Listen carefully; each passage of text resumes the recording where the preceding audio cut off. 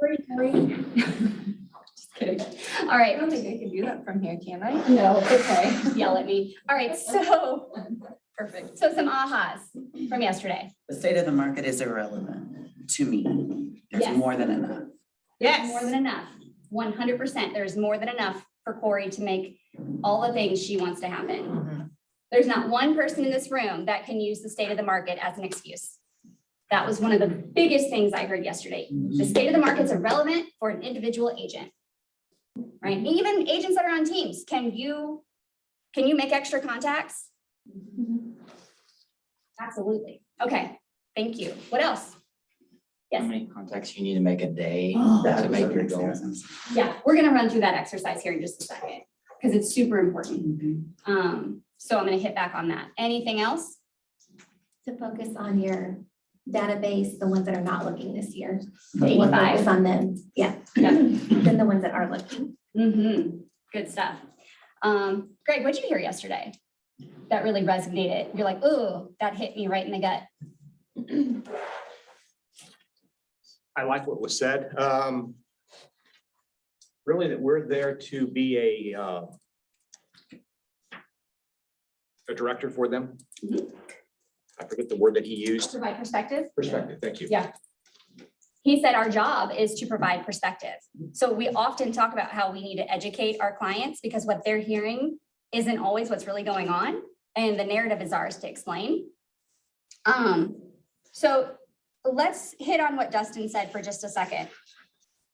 Knowing your numbers, we preach it all the time, know your numbers, right? So does everybody in here know what your goal is for the year? For how many transactions you would like? Yes or yes? Okay, you should. And if you don't know, or you're unclear, schedule a one-on-one with me so we can line it out. Does everybody know where they are in their year with their goal? Like if my goal was 10 and I'm at 5, I know I need 5 more. Okay, everybody have that number? Write it down. Where you are today and what your gap is. Okay. And if you don't know, why don't we say by the end of the year, what would be a good number that you would like to hit? Write that down. All right, so when you're looking at that number, whether it's 3, 25, 7, whatever that number is, does it look attainable or unattainable at this point to hit by December 31? Don't be shy, friends. Does it look attainable? Do you understand the path in order to get there? What's the path? What's the one thing to do to get there? Hard work. Well, yeah. Lead gen, specifically what? Your database, Specifically doing what to your database? calling, Calling, conversations. talking, conversations, right?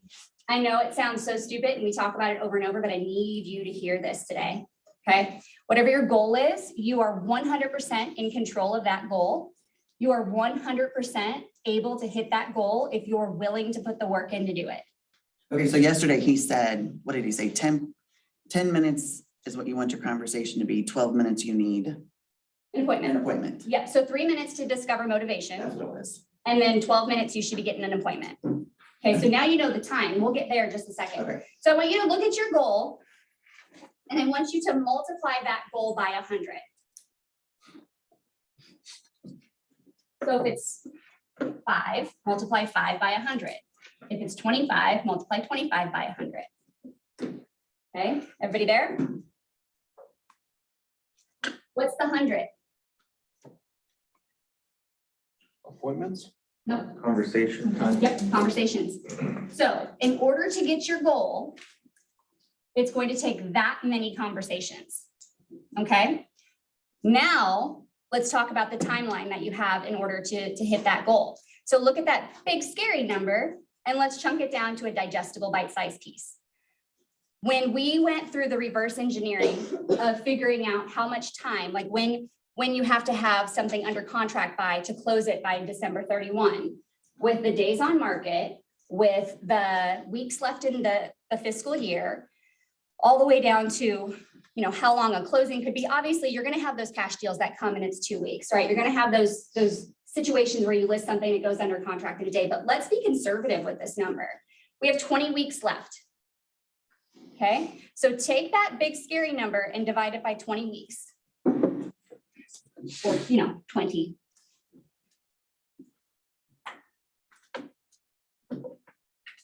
That's how many weekly conversations you need to have. Who is a little overwhelmed by that number? Raise your hand. Okay. Who's like, wow, that's better than I thought? Raise your hand.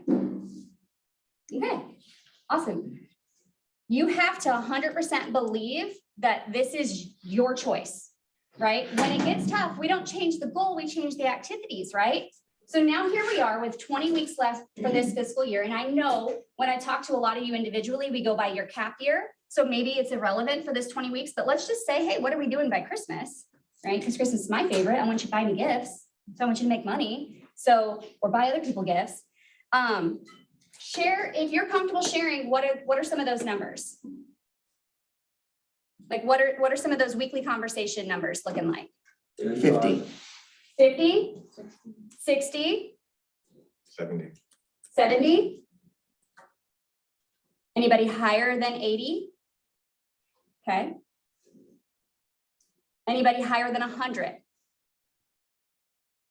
Okay, so if we've set the tone that you're doing 20 conversations a day, you should already be at 100 for a 5-day work week, right?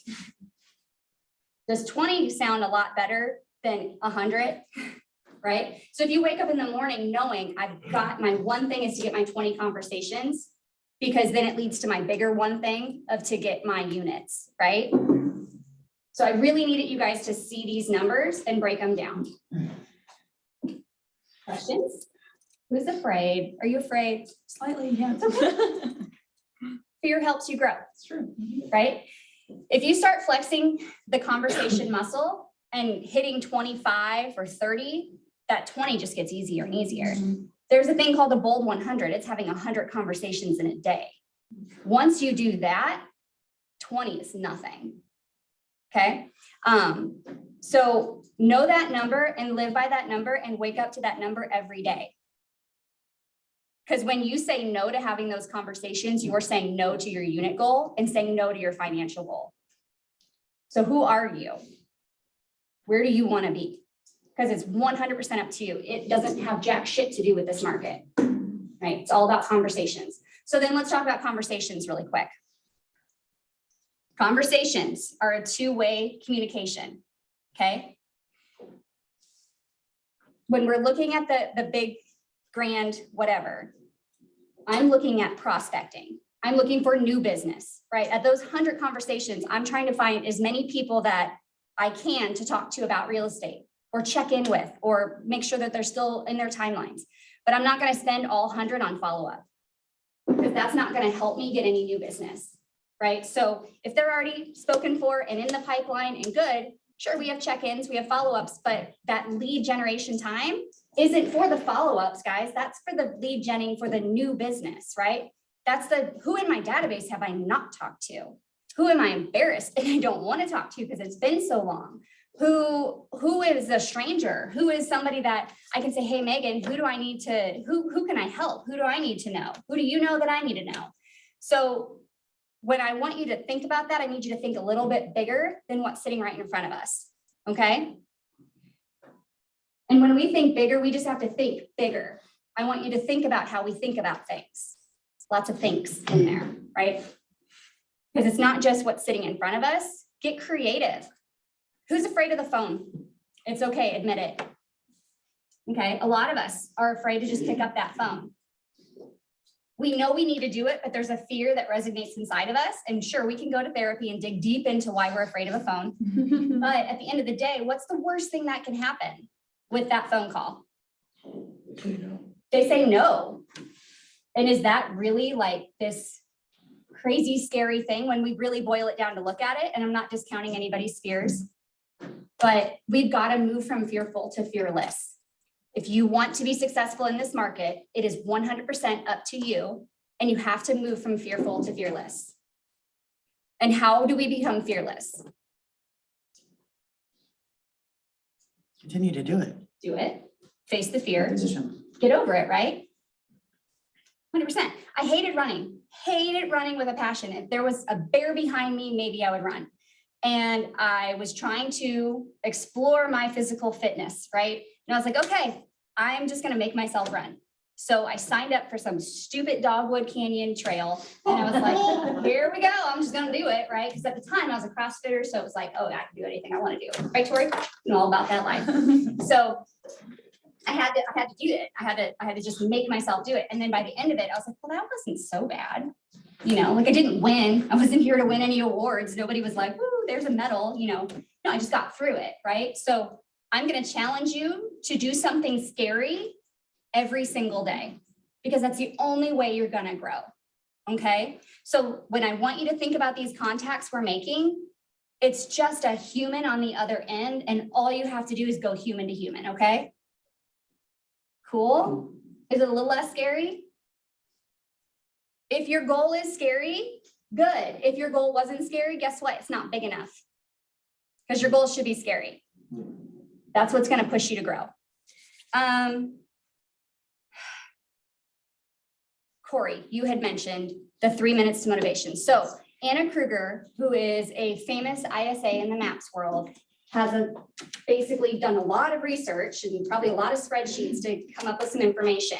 On the phone, it takes about 3 minutes on average to figure out somebody's motivation. If you're asking the right questions, guys, right? You've got to be asking the right questions. It's not just hum-hawing and surface level. You've got to be willing to dig a little bit deeper. And the only way you'll know how to ask better questions is by what? Yes, practice. So come to Lead Gen on Friday. This Thursday for my workshop, we're doing role play conversation practice because y'all need it. You're not the best conversationalists out there. Neither am I. It's totally fine. But we all need to get better. So it takes 3 minutes to get to motivation. So if you know your one thing is to have those 25 conversations every day. Every 3 minutes, I should be getting to motivation, right? It takes 12 minutes to get to an appointment. So we need to be having intentional conversations. There are times where we just check in with people and come from contribution and love on them and care. That's great for the follow-up for the people or the people in our relationships, you know, but when we're prospecting, look at it as a timeline. So if I've got, do some math for me real quick. If it takes 12 minutes and let's add in 2 minutes for dialing and whatever. How many minutes does it take if I have 20 conversations? 168. 168? So basically 4.5 hours. 4.5 hours? Now, it won't always work that way, but didn't we say in the beginning, the standard would be three hours of lead generation? The quicker you get there, the less that time is, right? We talk about this a lot too. So we're looking at it going, oh, 4 hours of lead generation, that's yucky, I don't want to do it. But if you worked at McDonald's, you'd be, you know, messing with the fry sauce and the, what is that, the oils and all that for 8 hours a day. For what, minimum wage? Your payout's much better, I promise you, than any job that's going to be a salary. This is the job you came to make a career, to bet on yourself first, right? So give yourself those 8 hours. Give yourself those 4 hours of lead gen and the 4 hours of systems and appointments and things like that. You all hearing me today? Absolutely. Are we excited or are we scared? Both? Good. I like that. Awesome. All right. Yeah, I'm gonna end with that today. So where's my Nathan at? I saw him walk in. There he is. Hi. Get his head down. Nathan, Nasty Nate, the best negotiator around, is going to talk to us today about negotiations, because we teach you all these things, right? Like how to go prospect for leads, and we push you to do open houses and do all these activities. And then you find a house and you get it under contract, and then something doesn't go right. And there's another round of negotiations. And that's where we're not practicing enough. So we're going to bring Nate on up here. And while he's coming up here, what I have on this back screen, this is our weekly coaching schedule. What is the number one thing on this every week, every day? Recon. Recon is that MAPS call that we do at Lead Gen every Friday, where we listen to the top objection handlers out there go through some great situations. Cassie turned me on to this. It's through the MAPS community. It's free. It's every day at 8:30 in the morning. I highly, highly, highly encourage you to make the time to get on the Zoom or the Facebook Live and just listen. You don't even have to participate. But can you imagine the difference if every morning you're listening to the top agents out there, objection handle what's going on in the current market today for 30 minutes? Do you think your skills are going to improve? More than likely. Okay, cool. I love you all. I know it was a little heavy today, but I hadn't talked at you in a while, so come on up. Tell us all the things about negotiations. All right. For everyone that doesn't know, I was in the car business for 18 years. I spent the first 12 years as a salesperson, was very effective at negotiations. I became the sales manager. For 2 years, helped the other salespeople effectively negotiate. And then for the last 4 years that I was there, I was the general manager, also helping people learn how to negotiate. It's something that takes practice, a lot of practice. I can't just sit up here and tell you all the things that you need to say in different circumstances, and then you walk away from here and be perfect at negotiation. But there's just a few key things that I'll cover today that people commonly make mistakes when they're negotiating. And I think that this can help you obviously negotiate in real estate. This can help you get a better deal when you buy a car. This can help you negotiate when you're at a garage sale. You know, I think it can help you in a lot of different aspects, but Wait, the again, price they say, isn't it? what'd you say? At a garage sale, the price they say, isn't it? They're just taking my money, guys. And to the point where I am good at negotiating and I love it. Like if there's ever an opportunity for anything for me to negotiate, I just enjoy doing it.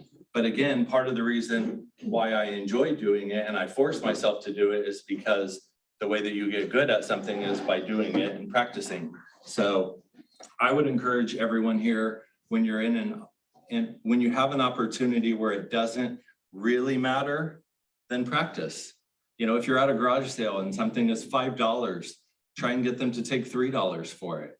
You know, I mean, is $2 going to make a difference in anyone's life? No, not really, but it's an opportunity for you to kind of practice the skills. But before I get started, I want to know what questions everyone has going into it, so I can make sure that I cover them. And then the other thing is I hate just getting up here talking. So I want this to be interactive. So like, as I'm saying something, if something doesn't make sense, or you want me to elaborate on it, or you have questions, or you want to challenge why I think this, then let's talk about it. The other thing that I would like to do is do some role playing, because I think that a lot of times I can sit here and tell you the nuances of what you should say or shouldn't say. But then a lot of times when you're actually talking, you're saying one of those things that you shouldn't, and you don't even realize that you're saying it.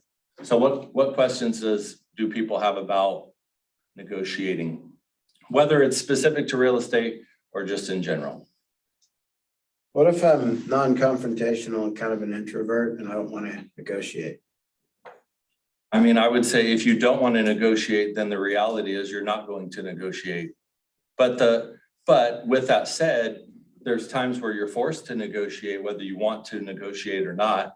I mean, for example, let's just use a car, for example, if you don't want to negotiate and you want to go buy a car, you're absolutely not getting a good deal. And I don't care whether you buy it at a car lot, whether you buy it from an individual or whatever, you paid too much, period.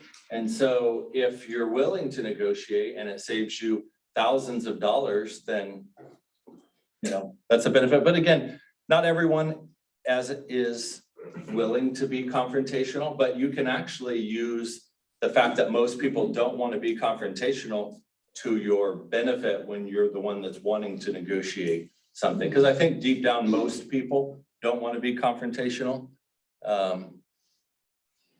Did I kind of answer your question?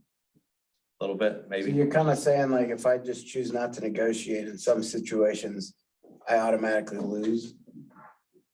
I mean, I guess it depends on what your definition of losing is. You know, if someone has a car on Facebook Marketplace for $20,000 and you're fine paying $20,000 for it, I mean, did you lose? No, I mean, losing, I guess, is in the eye of the beholder, but to me, I'm a very frugal person, so the way I look at it is, if I'm looking at buying something that's $20,000 and I can get that person to take $18,000 for that item that I want to buy anyways, then that's basically $2,000 back in my pocket. So that's either $2,000 that I can go buy something else with. So now I can have the car that I want and I can go to Best Buy and buy a 65-inch TV. Or it means that that's income that I don't have to generate in order to pay my bills. You know, if my mortgage is $1,300 a month and I save $1,300 buying a car, I still got the car and I got my next month's mortgage paid. So I think part of why I like to negotiate is because of that frugality and wanting to, you know, make my dollar stretch as far as I can. You are pretty good at it. Well, again, I'm good at it because I've been doing it for 20 years, you know, but again, I think there's little things that it's interesting that now that I'm in real estate, because my whole career, my negotiating was face to face. I mean, I was 3 feet away from the person, so I can read their facial expressions. You know, I can say something and not respond and see whether, you know, how they respond or don't respond. Are they nervous? Are they not nervous? All those things. And you can't do that as much when you're talking to someone on the phone. But I will say I will more times than not, when I talk to another agent on the phone, there's little clues that they give me about the other person that ideally they wouldn't do. I wouldn't have said that if I was on the other side. And I think one of the easiest ways that I can think of to explain kind of what the idea is when you're trying to negotiate is you think about it in terms of poker cards. So I'm sitting here with 5 cards and you're sitting there with your 5 cards. And right now I can't see your cards and you can't see my cards. But my idea is that I want to talk with you and get clues about what some of those cards that you're holding are without giving you clues about what my cards are. And then if I'm able to do that, the chances are greater that I'm going to win that game of poker, for example. And I think if you just think about that, I think that's probably the one thing that I would say that would help everyone that, you know, doesn't feel like they're great at negotiating, is just think about that. Every time you talk in a real estate deal, every time you're buying a car, every time you're at a garage sale, wherever you're at, whatever you're negotiating, just think of it that, okay, right now I'm looking at my 5 cards and they're looking at theirs. And can I get clues about what their cards are, but without giving them clues about what my cards are? What other questions do we have? How do you get those clues? Do you ask them questions? Yeah, you do. You do ask them questions. One of the things that I always like to do, so let's talk about real estate, for example. So I have a client and the client wants to make an offer on a property. And they say, okay, well, what should we offer? And I say, you know, before we talk about that, what I would like to do is call the listing agent and see what information I can glean from the listing agent. And so what I'll do is I'll call the listing agent and I'll say, you know, hey, I've got a buyer. The buyer is thinking about making an offer on this property. What details can you tell me about what the seller is looking for in their transaction? What's important to the seller? Is there, you know, I also like to say other than price, you know, because if you just kind of open that up blankly, the first thing they'll say, well, they just want the highest price. Well, yeah, everyone wants the highest price, but set that aside. What else is important? And, you know, a lot of times the other agent will literally sing like a bird. And again, I'm holding poker cards, they're holding poker cards, and yet they're telling me which cards that they're holding. And then that helps me go back to the client and say, okay, well, here's what I think we can do. And why I think that's really important to do as a buyer's agent is I want to know from the other agent, do they already have 4 other offers? Is it important that the seller closes quickly? Or is it important that the seller wants an extended close? Maybe they want to close in 45 days or 60 days instead of 30 days. Whereas otherwise, if you just go in blind and you just blindly think that everyone that's selling their house wants to close quickly. So because my buyers are paying cash, they have the ability to close in 2 weeks or 3 weeks. So I don't have that conversation and I just send the offer to the listing agent and then they present it to their buyer. Maybe the buyer wants an extended close. Maybe they want to close in 45 days or 60 days. And all of a sudden they're less likely to accept your offer because you've wanted to close quickly. Did that answer your question? Okay. What other questions do we have? I think that when it comes to inspection, when it comes to the inspection aspect of a real estate transaction as well, it's really important to kind of be able to read cards also, kind of like you're talking about, because to a degree, like you said, if you can get some information, it can really be beneficial to your client. When you're sitting here talking, I was in a situation, it was like a really low dollar house. And both of the selling party and the buying party were not high income families whatsoever. The house was in really rough condition. But when I was having a conversation with the selling agent, the sellers did not buy the home. They haven't even been paying mortgage on it. So they've just been building cash for this whole time, but it was under it was conveyed to me, they didn't have a lot of money, but they didn't have a mortgage on the house. So when we got the inspection report back, I just looked at my client and said, they're not paying for anything for this house. The house needs work. Put everything on there you want because they got cash. And we ended up getting everything. And it was just because that little bit of information that I got that they inherited the house and they did not buy it. And through that deal, they got every single part of the house fixed that they wanted. Yeah. You know? Yeah, no, I mean, you're absolutely right. And that in essence, what you're doing, and when I say talking about the poker cards and figuring out, it doesn't just have to be that one acute conversation where I'm sitting down ready to just start firing back and forth in negotiation. It can be getting some of the preliminary information like that, asking a seller what their motivation is, or asking listing agent what the seller's motivation is will help glean some of those details. And I didn't even ask in that situation. I was just told that by the listing agent that they inherited the house and they're just looking to move. So just kind of kept that in the back of my mind. And the George Strait song, Ace in the Hole? You guys have an ace in the hole, like that whole time I was in that transaction, like that was the whole thing I was thinking about. So when you first brought up the poker cards, it was like, Yeah. yes, it's true. So let's talk through about inspection notices first. This is a good lead into that. So inspection notices, I look at two different ways, depending on which side I'm on. So when I'm representing the buyer, what I like to explain to a buyer is there's very little risk, or actually there's no risk that this house is going to get pulled out from under you. So initially, when you're negotiating a deal, at any point in time, you haven't got under contract yet, the initial negotiations, at any point in time, the seller can just say, nope, sorry, I'm not interested in selling you this house. Close the door, your buyers are now out of the purchase option. But what's nice about the inspection period is the buyer can ask for anything that they want. And the options, and this is kind of how I explain it to my buyers, is there's three main options that can happen. One is the seller can tell you to pound sand and they're not fixing anything, and you either buy the house or you don't, but you can still buy the house if they say no.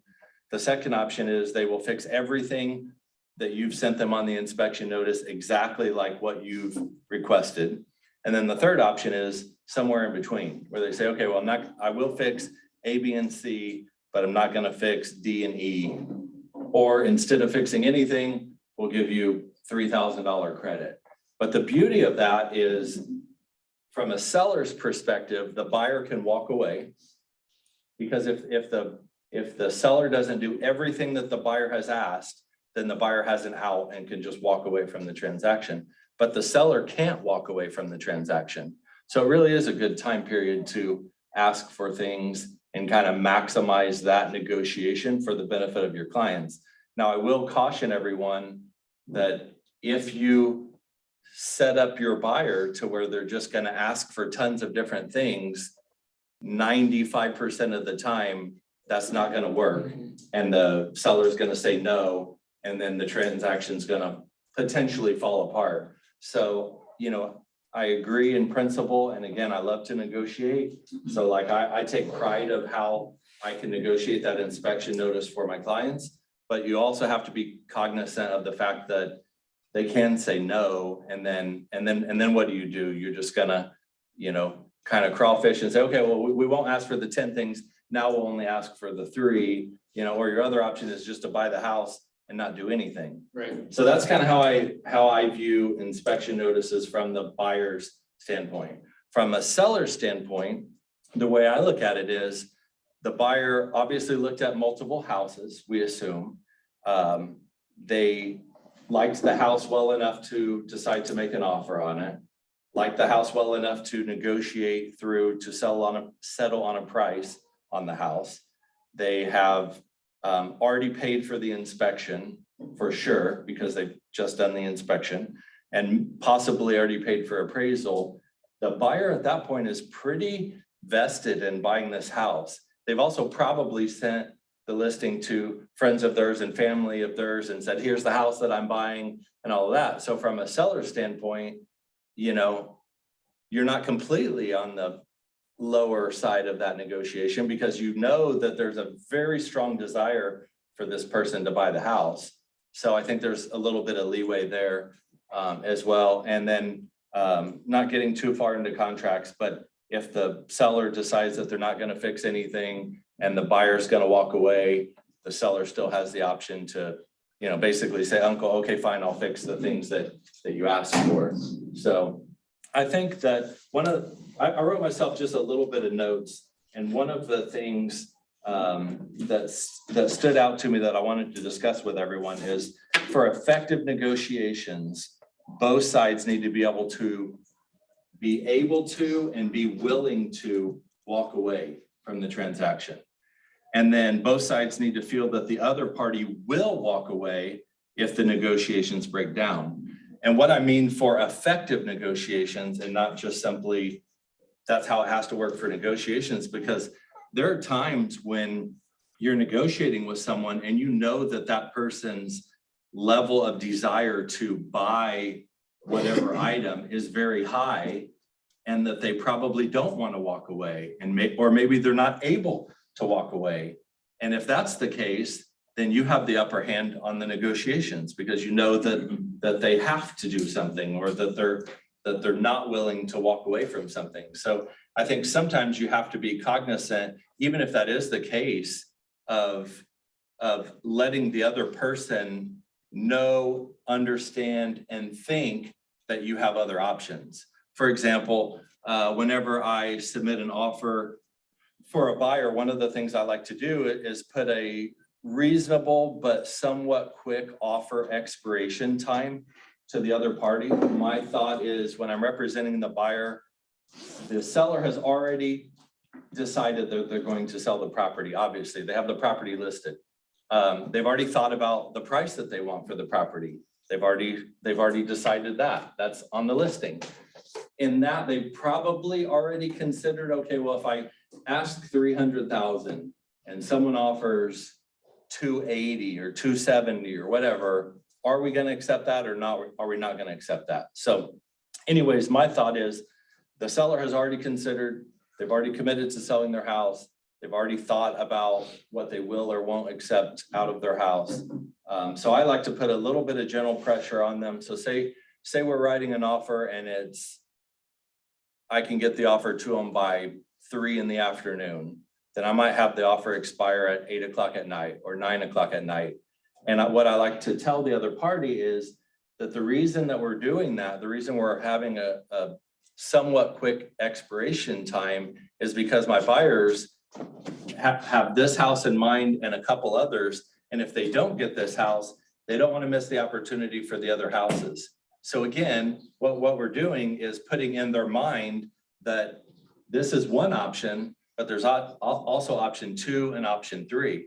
Because if you go in and you say, okay, here's the deal, my buyers absolutely have to have this house. They want this house, but they don't want to pay 300,000. They would like to pay 270,000.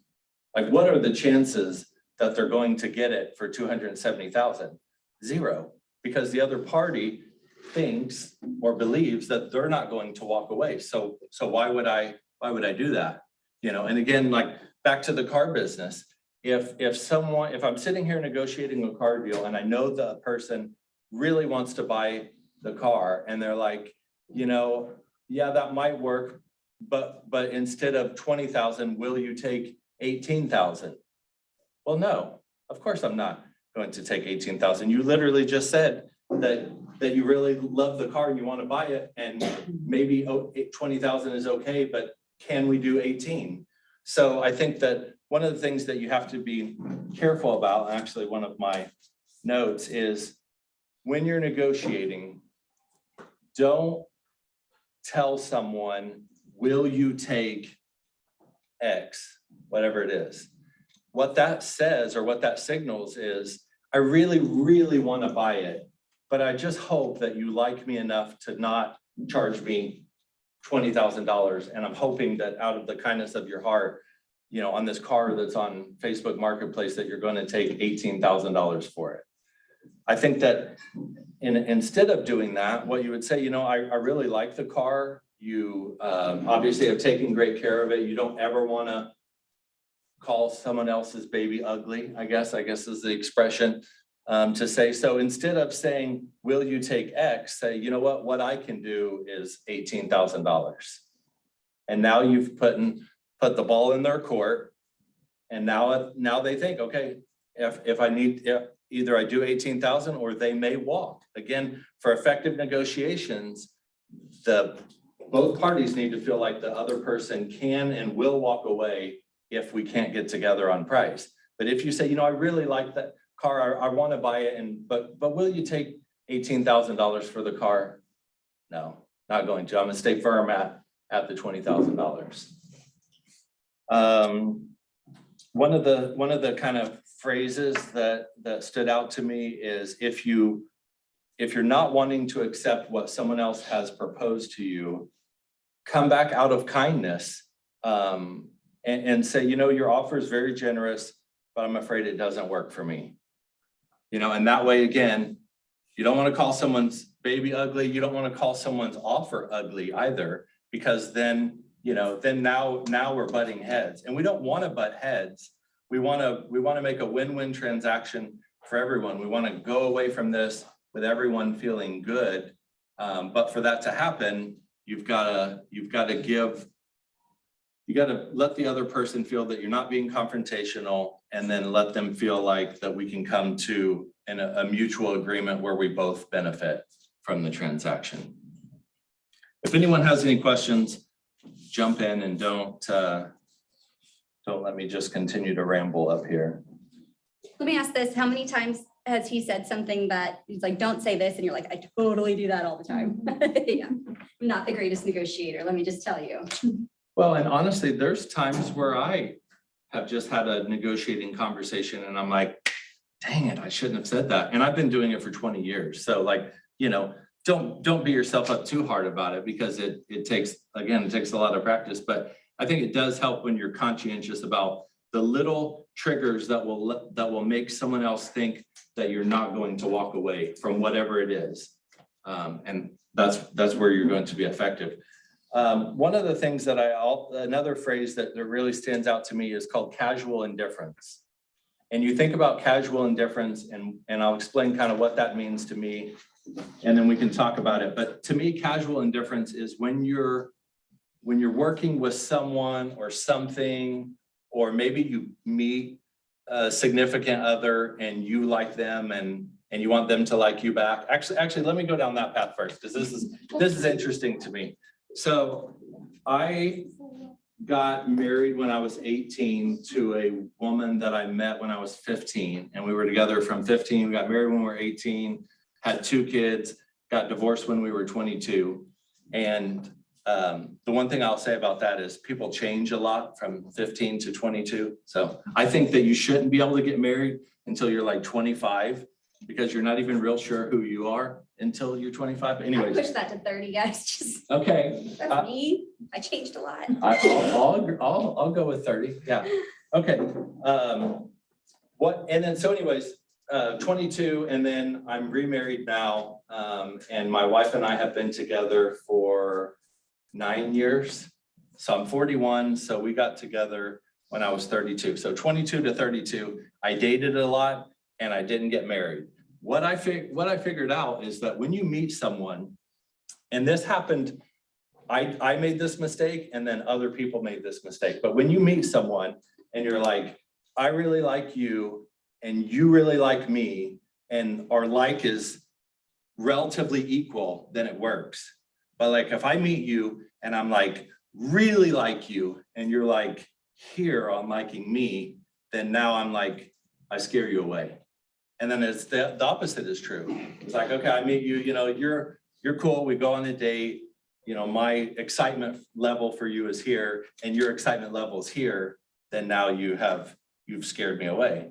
So I don't know what my point on that is. Life lessons, guys. Casual indifference, casual indifference. No, so what my point on that is you've got to like mirror match. You know, like maybe you meet someone and your excitement level is here, but you can tell that their excitement level is here. You got to bring your excitement level down or you're going to scare the person off. You know, and how you get someone when your excitement level is here and theirs is there, how you get theirs to come down, I have no idea. But again, there's plenty of times where I met a woman and I really liked her and then I scared her off because like my excitement level was way too high. And then the opposite was true. It's like, you know, I like this woman. We've been on a couple dates. She seems really cool. And then all of a sudden, like after 2 dates, she wants to get married and start settling down and talking about all these things. And I'm like, okay, well, I'm not there. I'm not there, so I'm out. Yeah, but it's interesting, you know, it's, if you think about it, for the people in the room that have been in that situation, to me, it rings so true because it's happened on both sides of the fence. But the point of casual indifference is you have to tame your excitement. You have to let the other person, the other party think that it's okay if the answer is no. It's truly okay. And I think that that's true also when you're working with clients. We talk about like commission breath. I always joked in the car business that like you would have a salesperson that would walk out on the lot and like grab the person's leg and like start holding onto their leg, like, please buy a car for me. Like, I need you to buy a house for me because I'm not going to be able to pay my mortgage if you don't. Like that doesn't work with someone. That turns people off. So again, to the previous point, it's like the relationship. You're there, but your client's here. You're going to scare them off at that point. They're either going to not want to do anything or they're not going to want to do anything with you and they're going to want to do something with someone else. So the idea is that you have to, even if you're in that position where, you know, man, I haven't sold anything in a while and I don't even know how I'm going to pay my mortgage 30 days from now, you can't let the other party feel like that. You have to just keep the excitement level to them. One of the things that I love that Shanna has said is, what do you say? I want to know what your excitement level is because I want my. Oh, my motivation to match yours. Yes, that's it. I want my motivation level to match yours. And that's, I mean, you can literally just come out and ask someone, what's your motivation level right now? Because I want mine to match yours, and that's okay.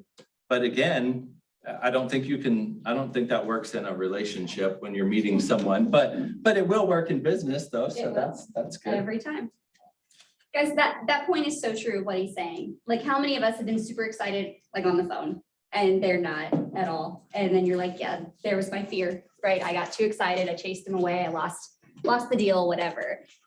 This conversation is so relative to where every single one of us is.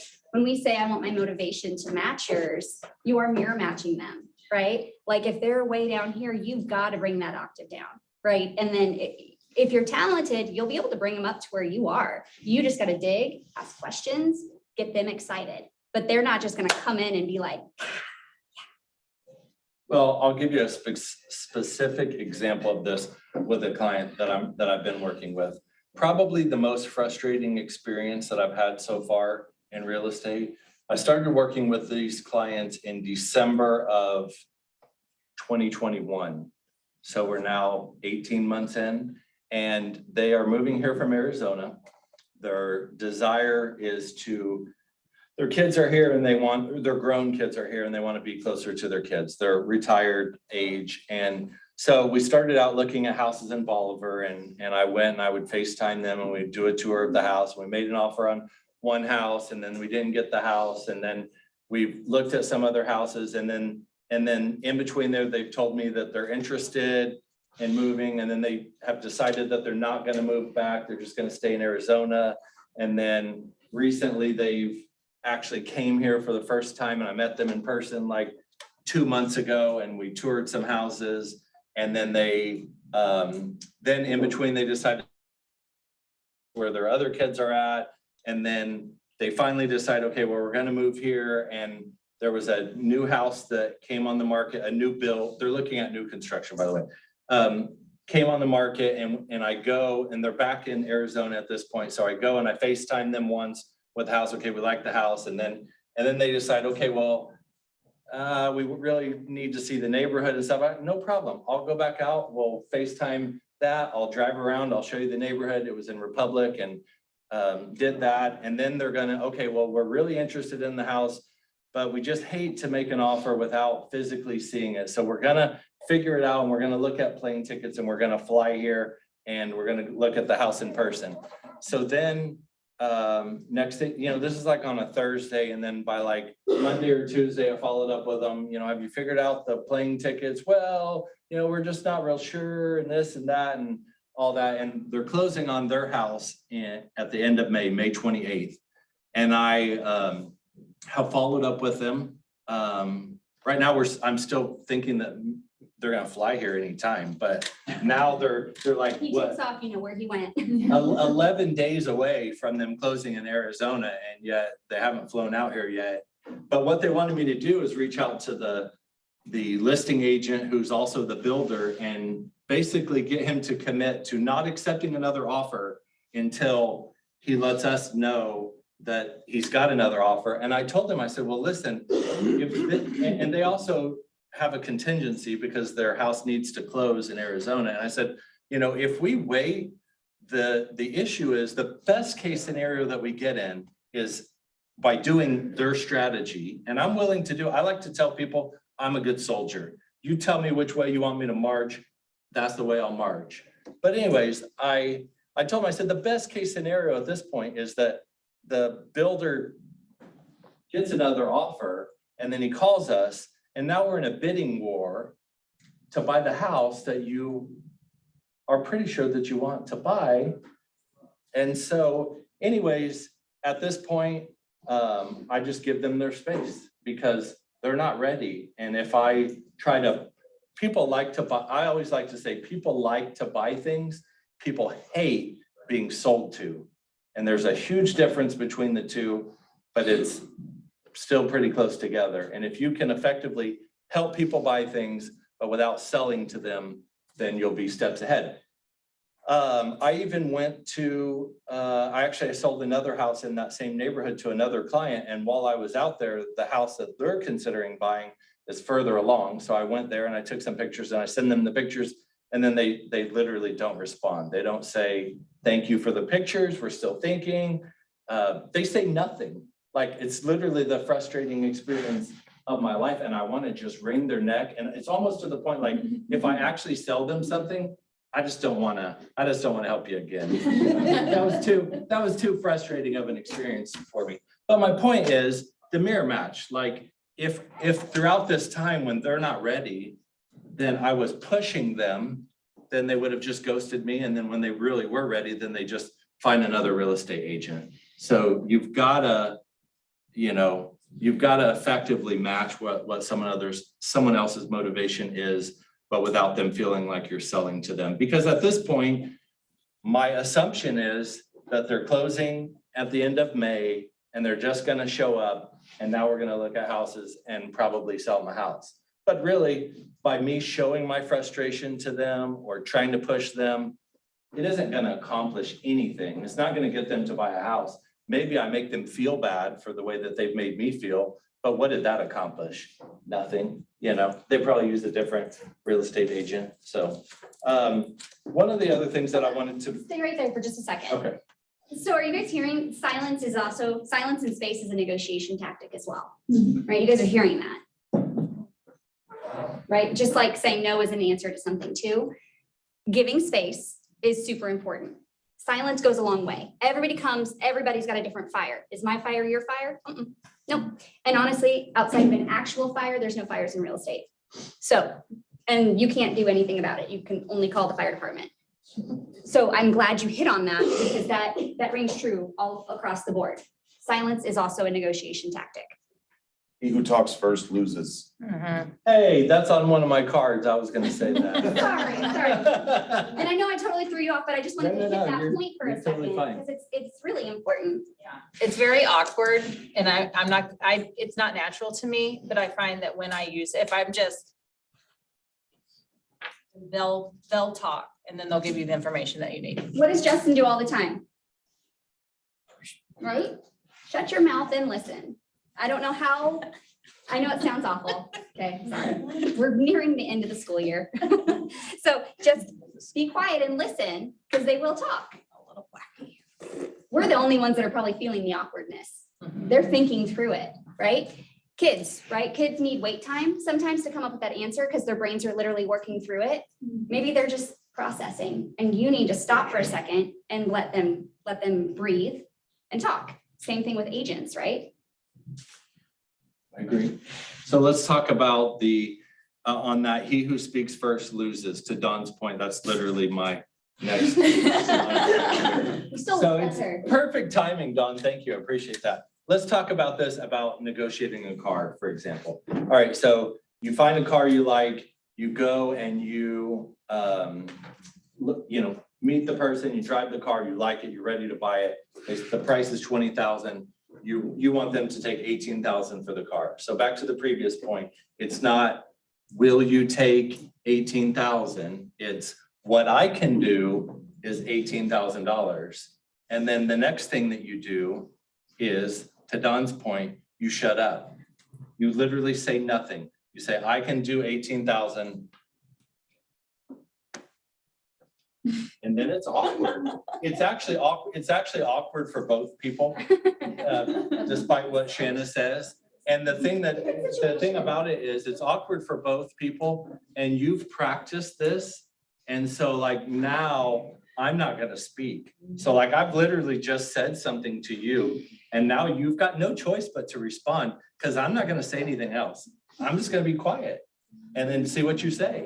And then how that person responds is gonna tell you, which path you go down next. Maybe they say, I really can't take 18,000, I'm really hoping to get 20,000. Well, what did that person say that was a clue to me? They said they hope. So that means that in their mind, they're gonna take less than $20,000 for the car. So again, it's that in those unique instances where you have spoken, then don't keep talking. What 99% of people do, and even salespeople do this a lot, is they'll say, will you take 18,000? And then they start vomiting more information that then lets that person know that it's okay if it's not 18,000. What you've got to do is you've got to let that person think it's 18,000 is what, and again, you're not being confrontational about it. You're just being firm and saying, I can do $18,000. And then be quiet. Because if you say, I can do 18,000 and I really, really like the car, but if for some reason 18,000 won't work, then, maybe we can meet in the middle or something. If you just said that, is there any chance at all that they're gonna take 18,000? No, zero, zip, zilch, it's not gonna happen. You've literally just said 18,000, but then you've talked yourself right back out of it just as quick as you can. So let me give you a specific example of time to he who speaks first loses. So I just got under contract on some vacant land and the clients are of a different ethnicity than I am. And the stereotype of the ethnicity is they like to negotiate a lot, but that doesn't bother me because We haven't met Nate yet. I like to negotiate. They're my clients, so they're the buyers. And there's a piece of land that's listed out in the country in Monette, and it's listed at 320,000, and the client wants to offer 250,000. And I tell them, I said, that's probably not gonna work, but then I like to say, but I'm a good soldier. So you tell me, if you want me to march down that path, I'll march down that path for you. Because what you don't, I mean, sidetrack real quick, what you don't want is for a client to feel like you're not willing to go down the path that they want you to go. So like, I'll talk to them about the benefits and negatives of the potential strategy that we're about to go down. But I just say, you know, I'm a good soldier. You want me to go down the path? I'll go charging down the path with all of my might. So anyways, they want to offer 250. So the seller comes back and says, we won't do 250, but we'll do 300. So boom, right there, $20,000 off of the price. Go back to my buyers. They'll do 300. No, we won't do 300. We'll do 270. Okay. Offer 270. Nope, won't do that. We're firm at 300. Talk to the buyers again. Then they went to 280. Seller's still at 300. 290. Seller's still at 300. And then at that point, negotiations broke down. The buyer doesn't want to pay more than 290 because they want the seller to come down, but the seller's already came down 20-something thousand dollars, and the seller wants no less than 300,000. So anyways, negotiations are over. It's fine. The way I look at it is because they're my client, and as long as they feel like I represent them well during this time in negotiation, I'll sell them something else. It may not be today, it may be 18 months from now, like my other clients, but hopefully if I stay in contact, eventually I'll get paid. So it's a few days later, and then I talk to the buyer again, and the buyer says, you know what? Let's do the $300,000. That's fine. So this was a silence, a few days? Okay, Yeah. so we gave them space to mull it over. Again, people like to buy things, but they hate being sold to. And if I keep on them, I'm selling them that property rather than allowing them to buy it. And there's a big difference. Anyways, the buyer said, let's do the 300,000. I said, great, I'll update the offer. I'll resend it to you. I had already sent the DocuSign. And miraculously, at that same period of time, the listing agent calls me. And he says, hey, Nate, I'm just checking in to see how things are going. And so what would 95% of agents say at that point? Say it, you know it, say it. What would the response be? Now, I'm not saying what it should be. I'm saying what it actually would be at 95% of the time. We got a deal. I'm gonna send you paperwork here in the next 30 minutes. Ding, ding. No, I guarantee you 95 out of 100 agents would say, I can't believe you called. How ironic is this? The sellers are agreeing, or the buyers are agreeing to 300,000, and we've got a DocuSign on its way right now. But I didn't say that. I said, what I said to the other agent is I said, well, you know, I think that the buyer would probably still do the 290. I'd have to double check with them and see if they're still willing to do that. You know, what do you think? And he said, well, you know, I don't know. He said, I thought it was interesting that the sellers reached back out to me. And I said, well, great. We'll check with them and see if they'll do 290. And then, you know, he calls back 10 minutes later. Yeah, they'll do 290. So guess what? I get to call my buyers and say, guess what? I got to cancel the DocuSign because I literally just got it and you're buying it for 290 instead of $300,000. But again, it's just thinking ahead. And I think that anytime someone reaches out to you, anytime someone asks you a question, flush out why they're asking that. The reason that the other listing agent called me was not just that he was curious, it's that the sellers were curious if the buyers were still interested. Well, if they were firm at 300, why be interested? You know, I mean, we knew they would do 300. Well, actually, yeah, we did because we were writing up the DocuSign. So, you know, if someone asks you a question, try and flush out why it is that they're asking the question. You can even ask someone and say, you know, help me understand why you're asking that question. And see what they have to say. Maybe they say, well, you know, the seller, you know, reached out to me and they're, you know, maybe reconsidering things, you know, yada, yada, yada. But again, I get to look like the hero to my client and, you know, think about that down the line, you know, what agent are they going to want to use again I did a great job. And that's a primo example of doing your fiduciary responsibility for your client. You were a steward of their money and saved them 10 grand. And here's the way I think about it too, is, it's interesting in real estate because as I'm negotiating for the benefit of my client, I'm actually reducing my compensation. That $10,000 cost me $300. But the way I look at it is anyone in this room, whether I know you well or not, if you ever came to me and you said, Nate, here's the deal. Like, if you give me $300, I'll save $10,000. I would do that. I would do that for anyone, a complete stranger, part of it's just the frugality of me, but it's just like, it's the right thing to do. And if this great experience gets them to refer someone else to me or use me again, that's worth that $300, tenfold. So. All right, I got a 10:30 group. Have a good meeting. If my needs me, call me. Something I want to hit on here. So raise your hand if when your client tells you they want to write an offer, you're super excited. Every hand better be up right now. No, Okay, I don't be am. liars. You're super excited, right? Be cool. I don't know how else to say it. You got to be cool, right? You're professional. As excited as we are, we can high five and dance in my office away from everybody else. He had to be cool, right? Just relax and slow down. We are in such a hurry in this life we live. Everything is hustle bustle, get there faster, get there, get there, get there. This is your moment to just chill out for a second and think before you act. And don't throw all your cards on the table, right? Be cool. And then also 100% of the time, when you're ready to make an offer, call the listing agent and just say, hey, we're thinking about making an offer, and talk through it to them. I even will call them and, kind of explain, the buyers are looking at a couple other houses. They're hoping for an answer pretty quickly.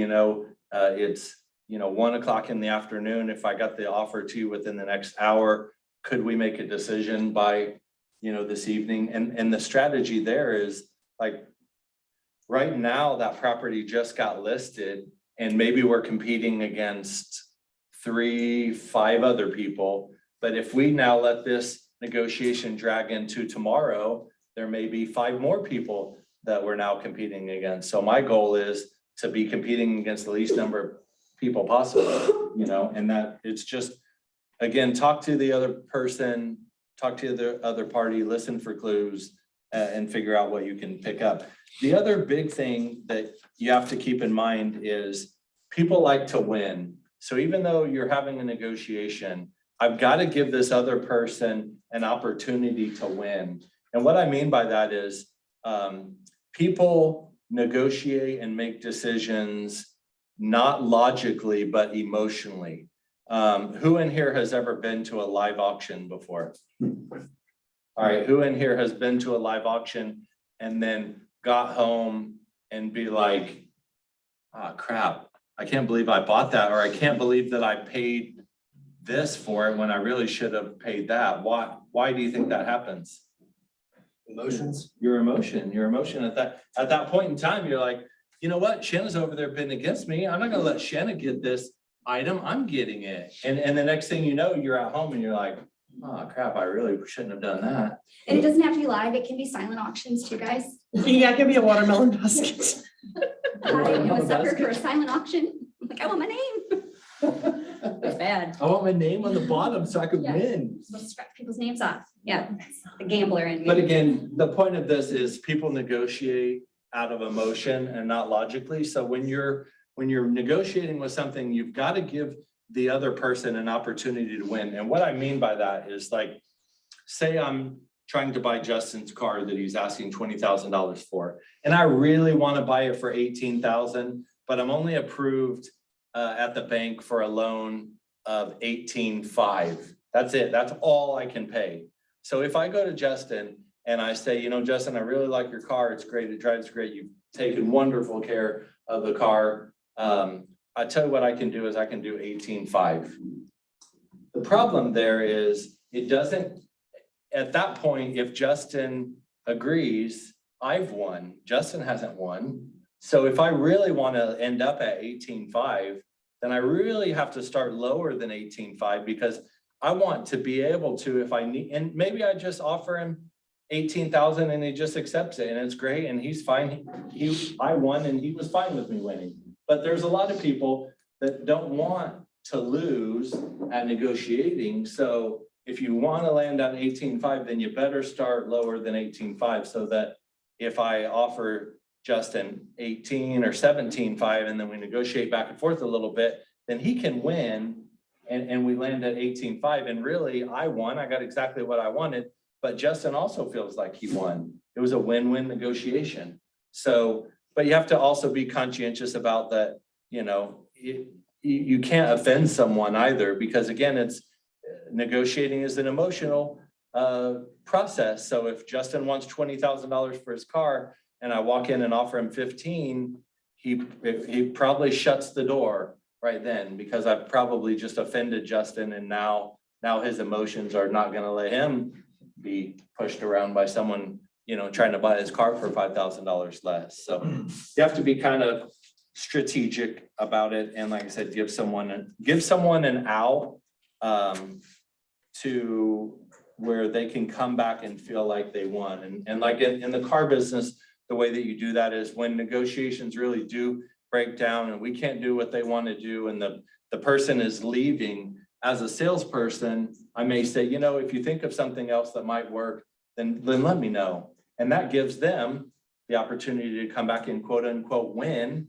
And you know, they're going to increase their offer because we've already told them that we can't do that. Like I wouldn't be letting you leave if we could do what you're trying to do. But if you think of something else, then let me know. And now they can come back with something else and quote unquote win. And then they feel good and then we got a deal. So always leave that door for someone to come back and do that once you're sure that it's done.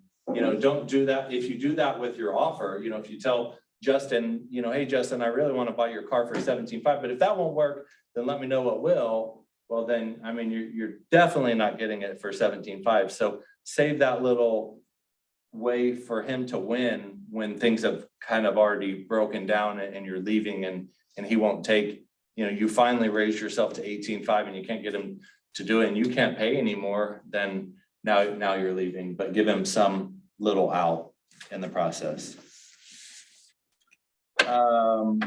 One other thing that I have written down is when someone asks you a question, 2 potential responses that are pretty important is one of them, you can just say simply what makes you ask.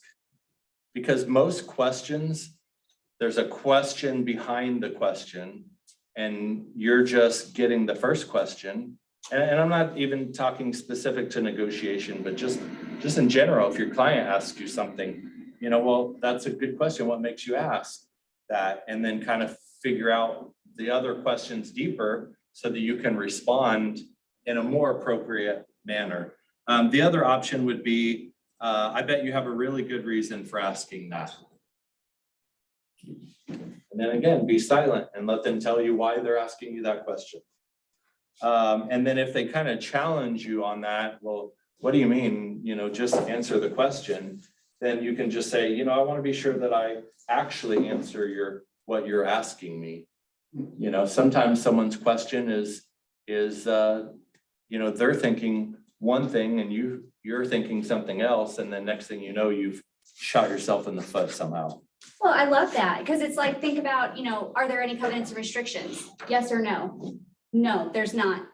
And then you move on.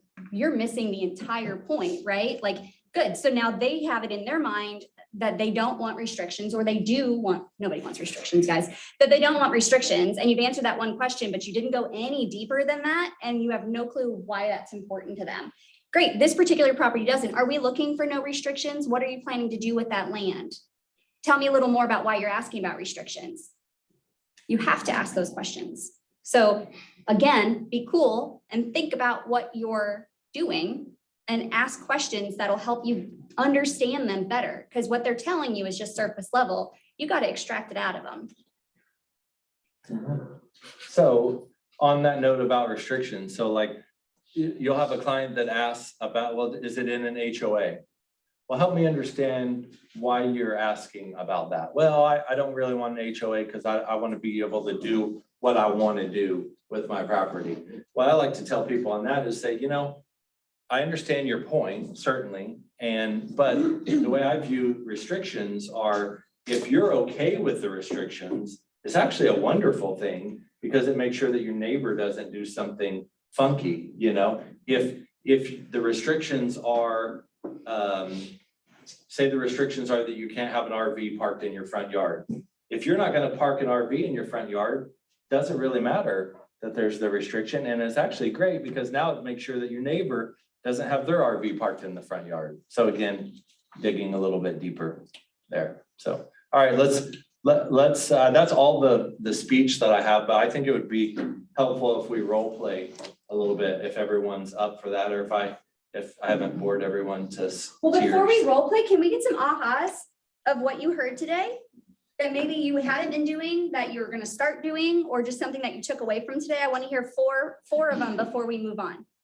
Just the terms and the language, that like give away your hand. That's genius, brilliant.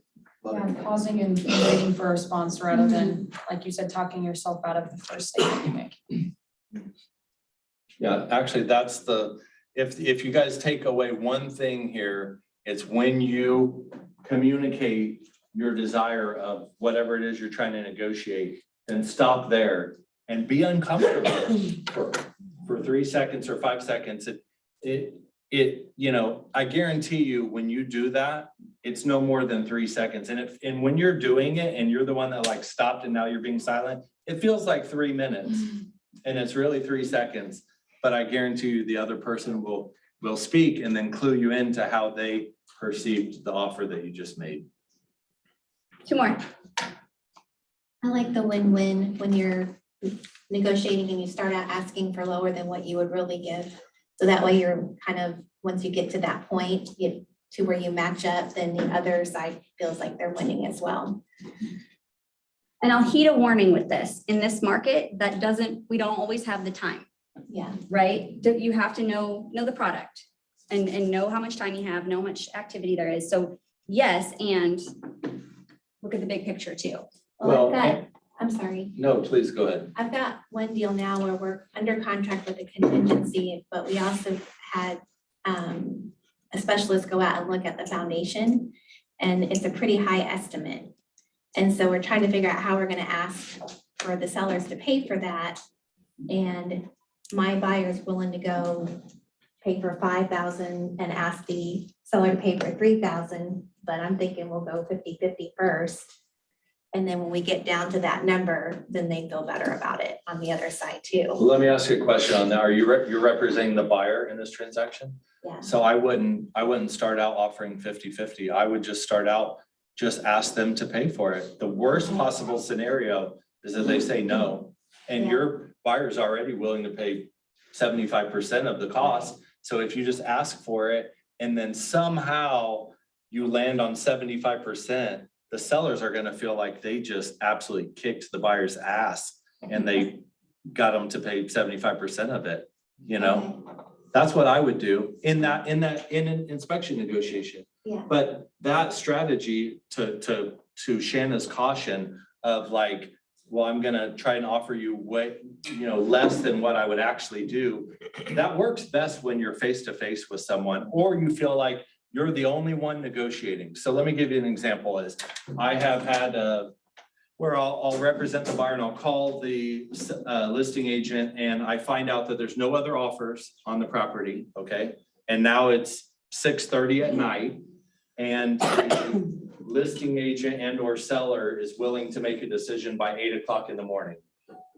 Guess what? The chances of us someone else jumping in the ring and us competing against someone else is pretty slim. So that strategy will work in that case. But I've also had scenarios where I will call the listing agent and it's the first day the house has been on the market and can we get a showing? Yes, you can. And you're gonna have to be in here because there's 5 before you and 3 after you. And oh, by the way, the seller's not gonna make a decision until tomorrow at 5 o'clock. That strategy is not gonna work. Yeah. It's not gonna work at all. And I had a property the other day, actually, it was yesterday, and we're supposed to hear back this morning, but we offered them $12,000 more than the asking price, like just out of the chute. So again, being effective at negotiation is also realizing, you know, when to hold them and when to fold them, you know, when I can push and when I can't. And I've had, I think my biggest success was a $600,000 house that I saved the client about $70,000 on. And then I've also had a $500,000 house where the client paid $50,000 more than the asking price. But again, it's knowing which way you need to go. And one of my favorite things to ask a client is I say, okay, they look at the house, they like the house, we're ready to buy it, what should we offer? And here's my next response to them. I say, all right, here's a scale. On one end of the scale is you say, I absolutely love this house. It's awesome. If for some reason we don't end up in this house, I'm gonna be totally bummed, and I'm gonna always think about this house and be bummed that I didn't get this house. On the other end of the spectrum is, I like the house. I like it well enough to buy it, obviously, or we wouldn't be talking about making an offer. But if I don't get the house, it's okay. And if I don't get the house, then it's fine. I'll never think about this house again. I tell people that. And I said, I, as your buyer's agent, I need to know where you're at on that scale. Because if you tell me this is the house, and if we don't get it, I'm gonna be bummed. And now every house that you show me for the next 35 houses, we're gonna be back comparing to this house and being bummed that we didn't get it. I need to know that. And if you just truly don't care, then, and it's just a house to you, then our strategy will differ depending on where you're at in the pendulum. And then I like to go into using myself as an example. I say, you know, I've been in my house for 13 years. I was in the car business at the time, loved to negotiate then, love to negotiate now, tried to save money on the house, wasn't able to, bought the house, paid full price for the house. And I tell people, I say, I love the house now, or I love the house then, I love the house now. It didn't bother me then that I paid full price for it. It doesn't bother me now because I really loved my house. You know, I was on this side of the spectrum, you know, and if that's you, then let's make sure that you get this house. Because if you quote unquote overpay by $5,000 or $10,000 and you love the house and you still live in the house 13 years from now, it's not gonna matter that you overpaid by $5,000 or $10,000 because you love the house. You know, maybe I could have saved $10,000 on it, but maybe I could have lost it. And maybe I'd be in some other house now still thinking about that house. So I think that's an important question to ask people. And I think you just need to you need to relay to your clients that, hey, I'm gonna be effective at negotiating. You, regardless of what you tell me, I'm gonna have an effective strategy to negotiate this, but I need to know your answer, you know, just for me. I'm not gonna share that with the other party, but I need to know where you're at so that I don't mess this up and then somehow our strategy doesn't get you the house that you love. Good point. Because you lose with them when they've asked your advice and they're willing to go whatever direction. And you're like, I think this is the way, you know, we're going to win it this way. And then we lose it. It's your fault in their eyes, you know, and kind of in real life too, right? So knowing their motivation, super important. We always circle back to motivation, right? Whether we're trying to get an appointment, trying to get whatever the house is, or the listing, whatever, it's always about the motivation. And I also think that the one thing that I think about too, and I try to keep this into perspective because I love to negotiate, is I always tell people, or I always tell myself, don't be a hero with someone else's money. You know, if I think that we can really get this house and maybe we can get it for asking price or $1,000 over and they're willing to go $10,000 over, but they really love the house. And I talked them into submitting an offer that's $1,000 over when they wanted to go 10,000 over, and then I lose the house for them, then I was a hero with their money, and now they don't have what they wanted. So you know, to me, it's a little different when you're negotiating for yourself versus when I'm trying to negotiate for someone else. And another thought that I'm thinking here is with this win-win, and you can correct me if you disagree, but a lot of times when we are really tough negotiating on the front side, we're not gonna win again during the inspection period, right? Because you have to remember, there's several stages of negotiation through an offer from start to finish, right? So if we give a little in the beginning, because we think that inspection is gonna probably reveal some things that we wanna have that ace in the pocket, you've got to kind of have that foresight to see that if you beat them up on the front side, they're not going to comply as much when it comes to getting the repairs made, right? And tell your client that when they're wanting to kick the other party's ass, tell them, say, if this works, you got to keep in mind that we have worn them down. So when inspections comes, we got to remember that we got a really great deal here. They just have to absorb some things. Absolutely. And if you've given more in the front side, you're saving it up for that backside. That doesn't always work, right? But it should, if they're good negotiators on the backside too. Really, what's more important? Was it the $5,000 that equated to how many dollars per payment? I don't know. Sarah, you can tell me. Or is it getting the vapor barrier put in and a new roof put on and those things, right? The quality of the home versus the $10 extra a month that they're gonna save. And boiling it down to simple facts like that helps them understand it. The other point to that is the further you get in negotiation, the more likely it is that the negotiations are gonna complete into success. So, you know, where I'm going with that is if I have a client and they want to offer something ridiculous, I'm fine with it, because a couple things. One is it makes sure that I now have a signed buyer's agreement with that person. You know, even though they wanted to offer something ridiculous, that probably isn't gonna work. And then as we go into the negotiation and we've got the sellers to agree something, we've landed on a number and now we're further in and now we're negotiating inspections. The chance of that deal falling apart is less when we're 3 steps deep than when we're at the initial negotiation. So to Shanna's point, if I had a buyer that's like, you know what, we don't want to pay a penny over $300,000, and that's what we needed to land on, for example, and they really want to save money, I would rather them offer up front more and then us try to help recover some of that money that they feel like they overpaid or whatever the scenario is in negotiations, because again, when we're that further deep, everyone gets more committed to that transaction completed. The buyers are more committed to buying the house when they're in inspections than they are at day one. The seller is more committed to wanting that transaction to complete than they were at day one as well. It brings me to the thought of the appraisal, right? There's your third negotiation right there, right? Is when the appraisal comes in. And guys, they're coming in low, some of them. We just had one that was like $40,000 low, insane. So think about that. At that point, when the appraisal comes in, you're within a week typically, maybe 2 weeks of closing. What's going on in the buyer's world at that time? They're preparing, they're packed, their kids know. They've maybe changed their address, they've messed with utilities, right? So the buyer's pretty tied in. They may say, well, I'll just walk away. Okay, that's fine. But really, are you gonna? And then the other. Don't actually say that, by the way. No, your brain. Don't say that out loud. But then the other side is the seller. What's going on in the seller's world at that point? It's really important to know all the details of the transaction. Has the seller already moved into something else? Is the seller waiting for this to close to get into their next property? Is the seller's house all packed up and ready and all those things? Probably, right? They may act like they're gonna, dig their heels in, but in the reality of the situation, if everybody gives a little there at the end, it'll probably work itself out.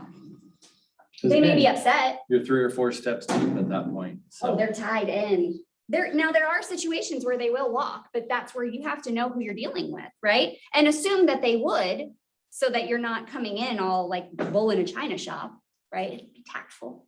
well, and also on the bull in the china shop and tactful is, as agents, we need to be a buffer for the craziness. So the sellers are crazy and emotional and they don't want to do this and they want willing to do this, and the buyer's emotional and maybe, crazy on what their demands are. We can be the buffer in between. So if you get a message from the seller and listing agent that seems kind of outlandish, it's your job to kind of smooth this out and present it in a way that this transaction won't fall apart, or the opposite. true as well. Yeah, and I tell you what, if you've dealt in real estate, like you've done your own personal transaction, this will ring a little truer because you've been there, right? Like you know how hard it is to pack and move and do all of it in one day, right? It is stressful. I don't care if you have a moving company come in and do all of the work for you, it's still stressful. It's one of the most stressful things you can do, right? And it's a lot of money, so there's a lot of emotion tied into that. If you've not had your own personal real estate transaction, you can have empathy, right? Like you can be a human and understand there's probably more going on in your world than I know. But I urge you to get that first transaction of your own under your belt and you will change your tune, I promise. What about on the opposite side of the negotiations and? Oh, we're not talking things? about that today, sorry. I'm just kidding. Wow. I'm just messing.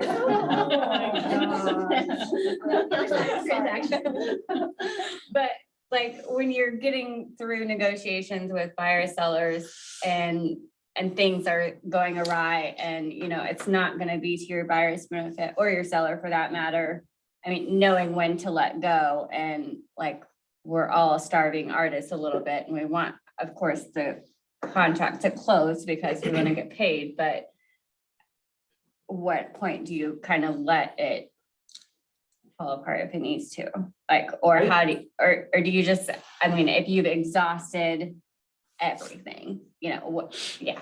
It's a great question. Yeah, it is a good question. I always like to, again, tell my clients, I'm a good soldier. Like, if you don't want this and you want to go a different path or whatever, I'm fine with it. Because what you don't want is them to feel like you want the transaction more than they want the transaction.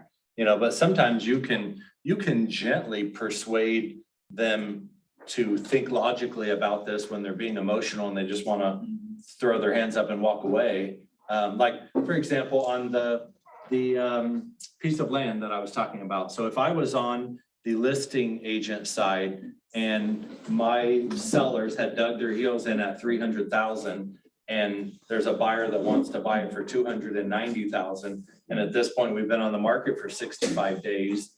I would try to help that seller think logically about this and say, you know, really, we're only $10,000 apart right now. And we've had the property listed for 65 days. So, you know, the chance of someone just strolling in and paying the list price that we're asking for, it's becoming less likely, you know, so to help them show some logic. But I always want the other party or the client that I'm working with to feel like their best interest is all that I have at heart. You know, what I want or my desire for this transaction to close, you know, is less important than your desire to have that. But I would, if I was the agent though, I would still be trying the whole time to hold the transaction together. Cause I can't tell you how many times where I've got buyers now that were hot and heavy about buying something and now, you know, that didn't work for whatever reason. And now they're just, you know, who knows, they're not buying anything. You know, so I mean, to a certain extent, I think that it's our jobs to try and hold the transaction together. But again, you want to do it in a way that doesn't feel like you're pushing the client into it. Because again, people love to buy things they hate being sold to, and you don't want them to feel like you're shoving them and selling them something. I think this is the type of situation where, you know, sometimes it's important to really hold our cards and keep them to ourselves. And then there's also times where it's really important to be transparent and look for the win-win on both sides. What's really important to the other side? How can we keep it together? What can my side give and what can your side give? And how can we figure it out? Sometimes it takes the agents to figure it out too, as far as like, what can the agents give to get it there? So there's a time for both. And I think having that conversation with the other agent is fine. Like I would even do it also, like say the other agent, I don't know, you negotiating inspection notice and the other agent calls and says, we're not gonna do, you know, the $10,000 worth of things that you've asked for, we'll do $3,000. Just ask the other agent basically in a nice way without actually saying it. Will you just flip a few of your cards around so I can see what they say before I even go talk to my client? That's fine too. I like doing that. You know, the other agent says, I'm sorry, like they won't give you 10,000, they'll only give you 3,000. And my favorite response is, ooh, I don't think that's gonna work. And then shut up. And then they'll spell, well, if they won't do 3,000, they'll probably do blah, blah, blah. And then, again, you got them to show you your cards without showing you theirs. And to add, I wish Danielle was here because she had the textbook transaction that should have ended months ahead of it actually closing. And by the grace of God and Sarah, it closed. But it was at a major cost to everybody involved, right? We had a very fragile seller that hung on with a buyer and agents, and there was so many things. I'll have Danielle explain the whole story sometime. But at one point we had to say, is this what's best for everybody at this point, right? You have the seller, and now we've extended how many times for this buyer? You have to remember, you're not in charge of what the buyer's done, right? In their life to get to the point where they are in this transaction. It shouldn't be that hard, right? This buyer has done so many things in her life to be where she is. It's not the seller's fault. It's not the buyer's fault. It's not it's the buyer's fault for sure. But it's one of those things where wouldn't have been better to just let that deal go and put it back on the market, get a new buyer that's completely financed and ready to go. And if this buyer can come back around and figure it out, great. But you didn't spend months trying to figure this out to where you got a little old lady seller moving out, living somewhere with no heat. Like at some point you have to look and go, what's the best for my client? And if this isn't the best for my client, then you need to move on and you'll feel it and you'll know it. And if you run through the whole transaction, you'll never do it again. I promise you that. Sometimes we learn really, really hard lessons. And that's okay too. Isaiah, you're shaking your head. I know you've learned some hard lessons, right? But we grow through all of this, right? We learn through all of our mistakes. That's why I fail faster, guys. Get there faster. So. I have a client right now that I sold their house and I will not work with them again. Like they pop up on my Facebook, like someone that you may know. I'm like, nope, don't know that person. Not happening. Not happening. And I mean, as bad as it sounds, I haven't followed up with them once since the transaction. Like I'm literally not helping them again. So I don't want them to feel like that I will help them again because it was a bad scenario. I'm working with my parents right now, and I will never work with them again. I'm working with my mother-in-law. Yeah. It's horrible. Fear is great, they said. Reach out to your fear, they said. Yeah, she's working with her boyfriend. It's awful. Oh, geez. But we're gonna make a win-win, so it's going to be fine. Did you guys learn something today? Do you have any questions for Nate?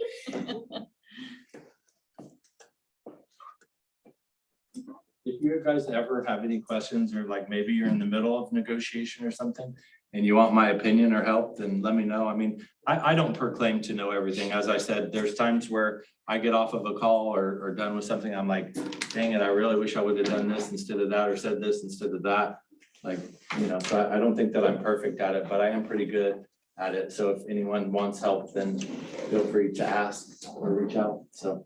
Do you have some role play scenarios for the group? No, I was, what I was kind of thinking is that we could have two people that aren't me talk, negotiation something, and then I can help pick up on things that maybe you could have worded differently or something, so. Awesome. Who's brave? I need 2 people. I see you all looking away. How everybody's like. Justin's making eye contact. I think Justin's trying Oh, to I'm decide gonna if he's call gonna on do you. it You or know I'm not. gonna call on you. Who do I wanna pick on today? Let's see. Well, Justin, you know you're going up, so go ahead. I didn't know that. Yeah, you did. Come on, get up there. This is a negotiation class. I would like to negotiate. You're like, I need to negotiate this. I need this deal so that I can feed my family. So can you get up there and, That's your family. yeah, but don't you wanna be a good human? I already am. Oh, debatable. I already am. Respectfully disagree. Do you wanna, are you up for it? Yeah. See, I won. All right, who's gonna take one for the team so I don't put you through this too? Guys, this is gonna be the easiest negotiation practice you ever do because you've got a room full of people. that are here to help you grow and learn from it. Oh, I'm gonna call the name. Everyone's not trying to make eye contact with me. Holly won't even look in my direction. You already picked on me. I did pick on you. I won't do that again. Yeah, sure, I'll do it. Awesome. Yeah. I've only looked at you like 3 times and I'm like, Evan. It was either you or Jenny. And Jenny was like, please don't. Okay, All right. that was my check. Let's set the stage. Nate, what's the situation and who are we dealing with? I would say let's do a negotiation where Justin is the buyer's agent, Evan is the listing agent, and your buyer just said that they're really excited about buying a piece of property and, or this house, and you're trying to work to their benefit. I have the more difficult position. So this is the initial, you want to offer on Yeah. the house? Yeah, we're gonna make an offer on the house and we're trying to glean info on an offer on the house. And so we can inform our client on, what so I'm your client. I just said, hey, I really love this house. I've been looking for 6 months and I really feel like this is the house, but I also want to get a really good deal on the house. So how can you help me get a good deal on it? This is all over the phone. Yeah, either that or we're in person. Let's just go with it. But regardless, I really want to buy the house, Justin, so please don't screw this up for me. Oh, that's why you got me. I'm your man. And I'm the seller and I need every little bit of this money Sure. because my family that Justin doesn't care about. Oh. Yeah. What about my people's family? Both. Both. Justin, Win-win, yeah. win-win, or no deal. Win-win or no deal. You gotta care about both families. All right. Evan, What's up, man? thank you Good to so hear much from for you. taking my call. My goodness, I know how busy you are and it's like pulling teeth sometimes to get some sellers agents. And again, thank you for taking my call. It's great to hear from you. What can I do for you? Well, hey, I'm looking over here at 123 Main Street. And what can you tell me tell me about it off the cuff? Just anything that's not on the MLS. Well, you've walked through it, so you see the quality of it. You're probably wondering what's important to the seller, and that's gonna be money. It's gonna be price, and the seller, they know what they've done to it. And so they're not gonna be looking for somebody who's nitpicking on inspections. So send over your best offer. Okay, all right. What would you say are like the most important things that your seller is looking for? Price And and for you. you not to be nitpicky when it comes to inspections. Okay. All right, cool. Is there a particular number that they're looking for other than what's just list price? Well, you can see how many days it's been on the market. We've had quite a few showings at this point, and I'd come with your best. How many, if you don't mind me asking, I actually do ask this, how many showings have you had? We've had 6 in 6 days. And how many offers? We don't have any yet. No offers, 6 days, okay. And you've been on the market for how many days? you 6 said? days. 6 days, no offers, okay. All right, what do you think is causing that? Like I said, earlier, just send it over, and that's where we're gonna be at right now. That's pretty that's a pretty hard line. This is how Evan does it. If you Yeah. have an offer with him, he is no bullshit. Yeah, but 6 days is not enough time to like even work with really on, I'm not role playing anymore. No, that's fine. Well, Well, like well, he's no, out of no. role play for a second. He's asking questions. I get it. That's, I mean, that's pretty much where that one would end anyway. Cause Okay. 6 days, no offers, you're not even in like the zone of like, hey, let's try to negotiate a better deal here. Cause there hasn't been enough time for that listing to age. And he's already said that his people have taken a hard line and price is it. So there's like, if they're like, oh, the big thing is we gotta be out of here in 2 weeks because they gotta move. Now I know I'm gonna come in there with price and try to cut a leg off of you. Let's go back in, but now we're 36 days in. Now the both lost a 36 leg. days in. Let me also say, Evan did a great job because again, Justin's trying to get his cards and Evan says, the only thing that's real important to the seller is that they're not wanting a nitpicky inspection, that's fine. Like, he didn't disclose anything that's gonna be detrimental to his seller at that point. And then Justin's trying to pry at what can we offer less. And I feel like what you said, there are definitely agents that are just like, come on, like, I'm not gonna offer for you. But I feel like there are also agents that are like, it has been 6 days, and I told them, we've showed it a lot, and they're probably gonna have to come off on price, and they're kind of receptive to that. Again, here's my cards, here's the seller's cards that I just showed you. So Justin asked great questions. Yeah, I think you both did a great Yeah. job on that. And he was not gonna have it, right? Because he understood 6 days is not even close to the average days on market, right? But there are a bunch of agents that 6 days feels like an eternity because they were like, we're gonna get this thing sold in 24 hours, right? So, Also, I would say most agents you talk to, when you preview a property like that, when you call them, they won't go, well, you're probably wondering what the most important things are to the seller. Most agents won't do that. They wait on you to ask them what the most important things are. Most agents, when you call them, I'm sure you guys have all done this, but they'll take a more passive stance and that they'll sit back and wait on you to ask questions. They don't give it like that. That was more proactively. But you Yeah. kind of caught me off guard a little bit. Short. okay, so we're gonna change it to 36 days on market, and I've just had a conversation that we're gonna go through the weekend, and if we don't get anything, we've gotta drop this price. I'm okay going down. So that's what you know. You don't know that, so. I didn't hear what you said. I Enter it. totally blanked out. So I know what. 36 days on market. Okay, And I'm about to agree to a price reduction, which you know I need. gotcha. I'm about to agree, but I'm just like, let's just wait through the weekend and see, and if we don't get it, then fine, Evan, I'll do the price You reduction. know that. Very well. And most agents would just give that one to me too. What's up, Justin? Hey, Evan, thank you for taking my phone call, man. I know how busy you are, and so I really appreciate your time. Yeah, good to hear from you. What do you need?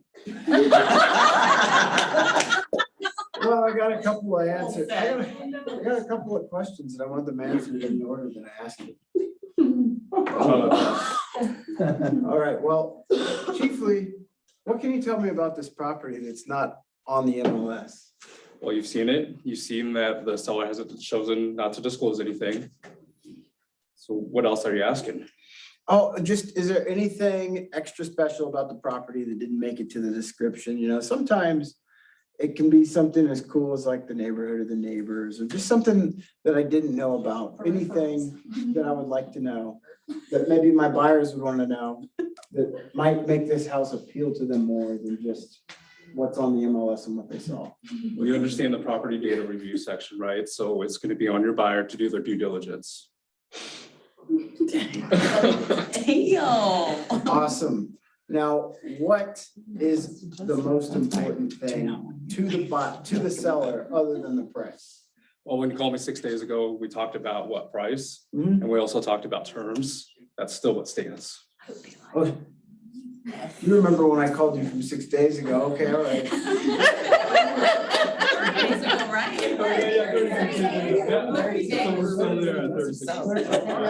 We're at 30 days later, and it doesn't look like you've had a price reduction. What's got you thinking that you want to stand where you are? Look at the market data, right? And go off that based off what you think is appropriate, and I'll present anything to my seller that comes across in writing. Okay, all right. What's important? I mean, what has changed in the last 30 days that I can go to my buyer and tell them has changed? Really not much, I mean, obviously we have a seller that wants to sell, it's still in the market, so bring it to your buyer and bring them something. I mean, okay, how much do they want to sell? Because I see you haven't had a price reduction. That's right.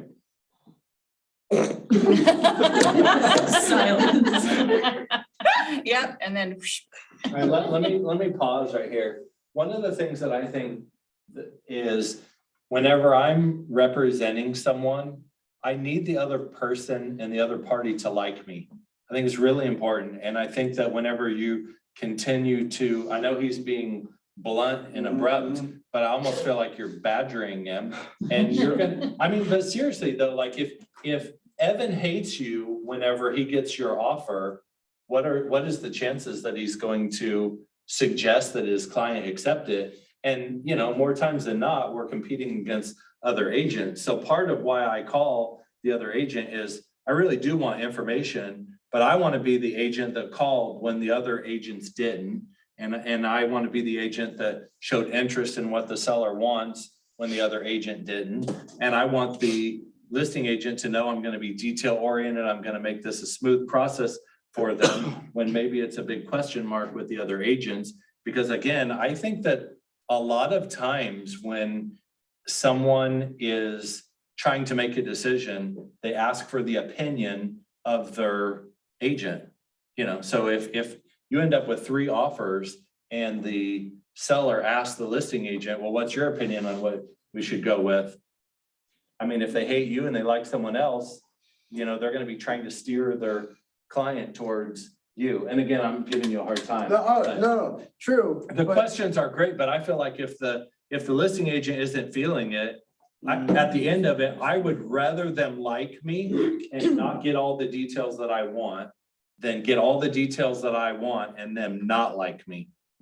But also from the other side, as a lister, if you have 0 offers in 36 days, you would also want to be appealing to your buyers because you want something. That's rather my than nothing. position. But if you've noticed, his I side with her. inflection's changed a little. Like Evans, you're a hard ass. We all know it, right? You are. I, like, if I'm gonna go up against you, I know where I stand. But it changed. He's like, bring us something. I want to work with you. Bring us something. Mhm. Versus Still- 6 days in, it was a Still kind of a little, hard ass up front on the second phone I call. like it. Yeah, well, one, I think that Justin was feeling the pressure because normally he doesn't have to go that far. Mhm. People are gonna tell him what he's asking. Most agents will. Evan, I don't think in real life is quite that.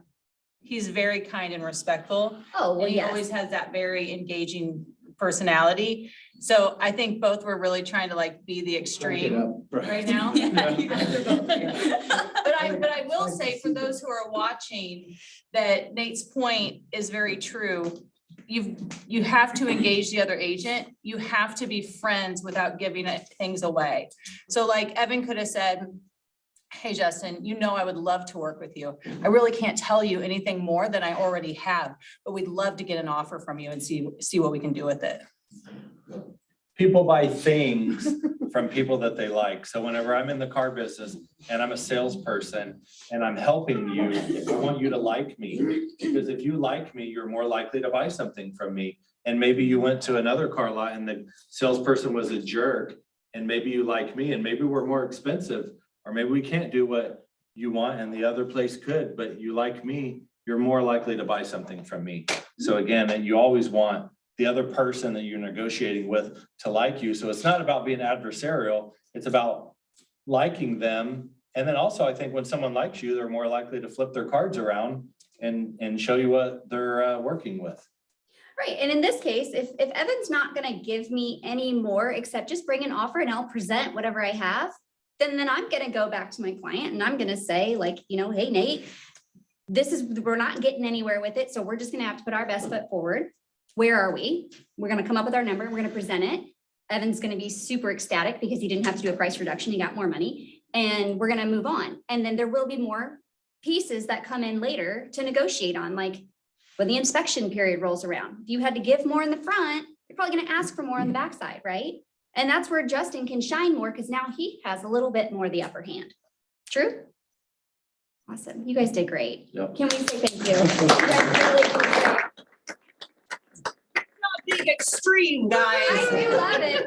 But can you picture Evan just being like, I think Evan would be exactly like that. He would just do it with a smile. Yeah, that's right.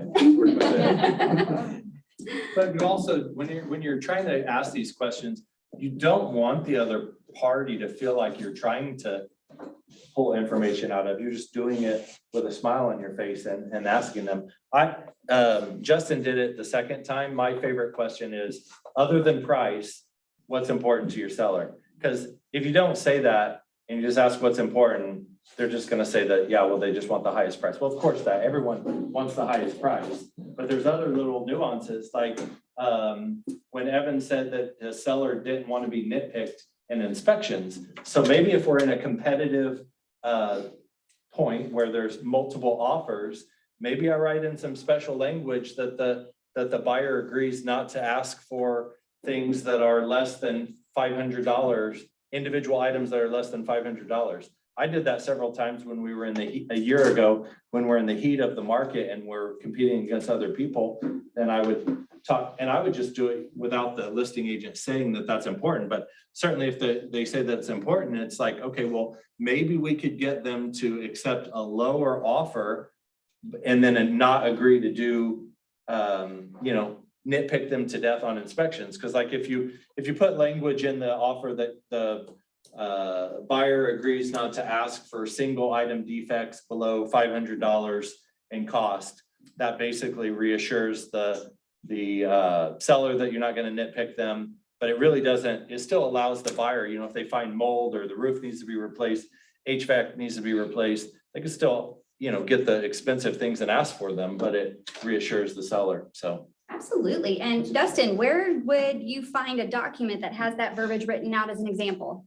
In the drive. That's right. In the drive. No, super true. One other thing too, that I wanted to point out is don't let the ball end in your court. Yes. And what I mean by that is don't reject an offer, counter it. Even if you counter it at full price, counter it. Don't be that agent that is just rejecting, right? This is the time to be able to negotiate and to show your best self. We came from a market that it was, what can I do to sweeten this deal? Right? What is it gonna take? And you had to kind of give your cards up because you were competing against 20 other people. If you didn't have cash, what terms are important, right? Like, do I waive an appraisal or do I waive something? And we don't actually waive the appraisal. We just agree to gap whatever the appraisal comes in at. We don't have to do that really much anymore. We're still in a very competitive market. It is a seller's market. If you were unaware, very much, we are still seeing multiple offers in 24 hours, right price, right location, right condition. But when it comes to negotiations, slow down, be cool, think through it, and do the very best thing you can do for your client. Awesome job today, Nate. Thank you. All right, team, today's Wednesday. Nicole's coming down for DocuSign right now. So anybody who needs some DocuSign help, that's on there. Thursday, noon down here, we're gonna do some role play, real play conversation practice. I highly encourage you to be here for that. Friday, we'll be in Nixa for lead gen. And Monday, I am going to do another field trip for an investment property. For those of you who didn't get to come last Monday, I will send out some information. It's a property that's in Ravenwood that's being flipped. So we're gonna go and give insight. So I'll get that information out. I think it'll be about 9:30 Monday. Take care and I will see you guys later.